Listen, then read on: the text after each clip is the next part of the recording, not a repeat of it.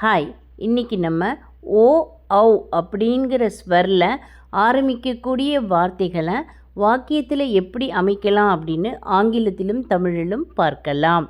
First one ஓக், that means house, வீடு.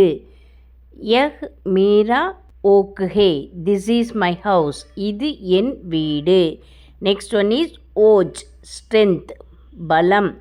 அப் அப்னே ஓஜ் திக்காவோ, நவ் ஷோ யுவர் ஸ்ட்ரென்த், இப்பொழுது உன் பலத்தை காட்டு.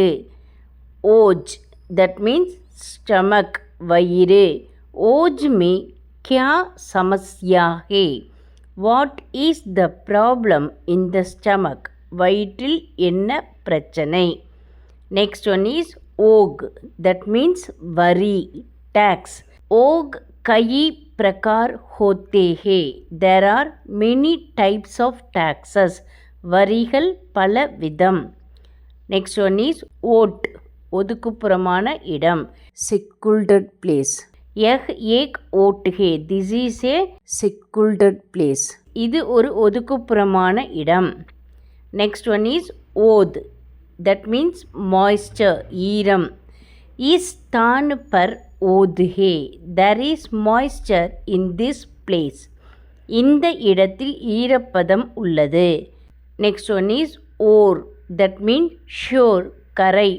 बच्चों ओर पर खेल रहे हैं, children are playing in the shore, குழந்தைகள் கரையில் விளையாடுகிறார்கள். நெக்ஸ்ட் ஒன் இஸ் ஓப், that means shine, பளபளப்பு. देखो यह कितना ஓப் ஹே, look how shining this is, இது எப்படி பளபளப்பாக உள்ளது பார். நெக்ஸ்ட் ஒன் இஸ் ஓஸ், தட் மீன்ஸ் பனி, டியூ. पत्ते के ऊपर जमी हुई ओस की बूंदों को देखो, look at the dew drops on the leaf, இலையின் மேல் உள்ள பனித்துளிகளை பார். நெக்ஸ்ட் இஸ் ஓல், தட் மீன்ஸ் சேனைக்கிழங்கு, थारा रूट. मुझे ओल पसंद है, ஐ லைக் थारा रूट, சேனைக்கிழங்கு எனக்கு பிடிக்கும். நெக்ஸ்ட் ஒன் இஸ் அவுட், தட் மீன்ஸ் எஜ், விளிம்பு. அவுட் பர் மத் கடே ஹோ, don't stand at the edge, விளிம்பில் நிற்காதே. நெக்ஸ்ட் ஒன் இஸ் அவுட், தட் மீன்ஸ் டிக்கர், குழிவெட்டும் தொழிலாளி.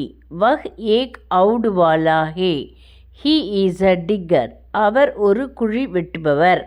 நெக்ஸ்ட் ஒன் இஸ் அவுர், தட் மீன்ஸ் மோர், மேலும்.